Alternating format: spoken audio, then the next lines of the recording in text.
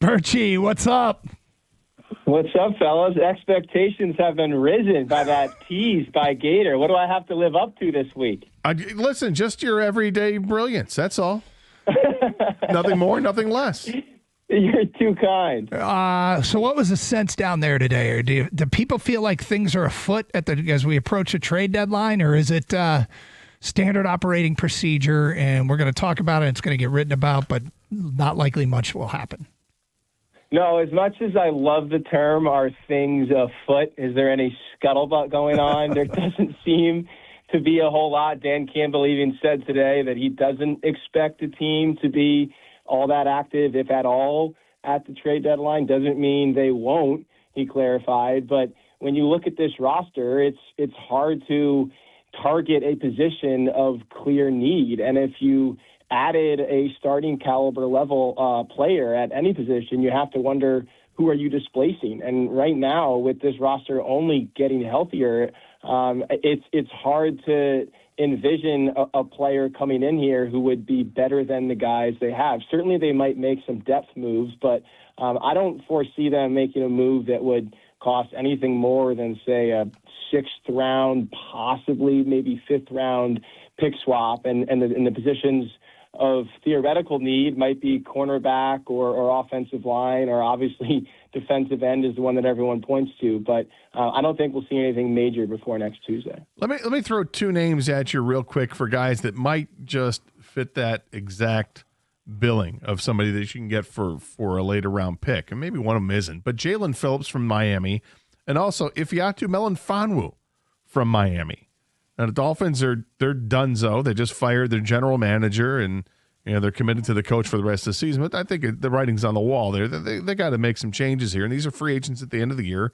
They'd be rental players, but one in Melifonwu was a guy that we've seen before, and they know if he fits in the culture or not. Yeah, I think if we threw in a fourth-round pick, we could probably just acquire the entire Dolphins roster and pick through it and decide which players we want to keep among those 53. Melifonwu was an interesting name, not one that I've heard floated out there by anyone, so I like the fact that that's unique. I think part of the calculus for the Lions had to be changed, necessarily had to be influenced by what they saw last Monday night when they rolled out 4 reserve defensive backs, and all of them excelled and probably lessened their urgency to make an addition in the secondary, because Melifonwu wouldn't come in as a starter unless you possibly feel like Kirby's going to miss some more time. And then, Jalen Phillips is interesting. I think if you just size up how they would prioritize defensive ends or target defensive ends, you want to look for the guys who fit the bigger, longer, rangier profile, who can set an edge and collapse the pocket, as we talked about so much, opposite Hutchinson, more of that 6'5", 265 plus type mold. Maybe someone like Jermaine Johnson from the Jets would fit that profile. That's why I mentioned Tyree Wilson last week. I think those guys make more sense than another name that people have kind of seized on, who was Arden Key. So the profile of pass rusher or edge rusher they would be seeking would be the bigger, more physical, pocket-crushing type player. But let's not forget, they expect to have Davenport back soon, and we'll see how long he is back for, obviously. And they expect to get Josh Paschal back to practice in the next 3 weeks, and hopefully back in the lineup by November. So reinforcements are coming, whether or not they make a move for defensive end before Tuesday. But I think even you can feel the collective wince from Detroit when you bring up the name Davenport, because, sure. Of course, if he's healthy, he's great. But the problem is he's never been healthy for more than a couple of games. And so to pass up on the opportunity to fortify that position because you're expecting to get a guy back who's perpetually hurt, I guess is kind of Yeah, I'm not advocating they don't add depth. I think if there was one position where it would make sense to bring in some reinforcements, would be defensive end, just because, as you said, Davenport is an unknown, and Paschal kind of is too. Back injury, when he gets back out there. Back injury, as Campbell said today, and obviously we haven't seen him at all this year. So, look, you can, in baseball, you can never have enough relief arms. You can never have enough good pass rushers or defensive ends, but let's not forget that Al-Quadin Muhammad has emerged as a legitimate complement to Aiden Hutchinson on the other end of the defensive line. And when I was catching up with him yesterday, he feels like he still has a lot left to do. And, that's a guy that Dan Campbell coached as a rookie with the Saints back in 2007. And it took them 8 years to reunite, or 7 years to reunite. But now that they have, we see Muhammad taking his game and maybe his career to new heights. And as Hutchinson said, he's putting a lot of good stuff on film that not a lot of people may have expected him to this year. And maybe he's setting himself up for a payday next year or this offseason, which was funny coming from Hutchinson, who had just broke the bank and taken every penny left in the Lions piggy bank. Health-wise, Decker, do you think he's going to go this weekend? Yeah, they expect him to go. He wasn't practicing today, but they do expect that he'll be ready to go on Sunday. That's obviously encouraging. Kirby Joseph will not play. He has not practiced this week. He's only practiced once since suffering that second knee injury back in week 4. So it makes sense for them to give him another week of rest. Terrion Arnold is trending in the right way. They expect to have him back out there Sunday as well. So they like where their defense is at. It feels like it stands in stark contrast to last year when they were just hemorrhaging players at this point, and now they're feeling the reverse effect of getting a lot of key guys back. And the third down stuff, it feels like everybody offensively brought it up. Are you getting a sense for the commitment to, especially third and long? I mean, third and long is tough to convert for a reason, but 0 for 20 on 3rd and 10s or more is kind of surprising.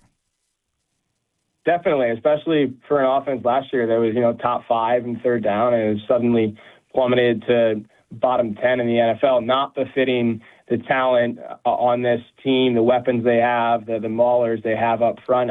Dan was on the radio with us a few days ago and referencing the myriad issues that they had, even just in that Bucs game. And, he pointed to the protection breaking down on one play, or a running back missing a block on another play, or Jared not getting through his reads on a third play, or the call not being right on a fourth play, or Goff missing a receiver and it really, if you go back and look at that tape, when they went 3 for 13 on third down, you look at the first half, 4 or 5 missed plays, they all highlight what Dan's talking about. And in most cases, they involve players with proven track records of success. So that does feel like something that will self-correct a little bit, but it's also on John Morton to, as he said yesterday, find more creative ways to get the ball, not just to J-Mo, obviously, on third down, but also to St. Brown, who is becoming a clear double-team target, a bracket target on those key third downs, and J-Mo has as well. I think, if I was going to make one critique about the passing game, especially on third down, it feels like,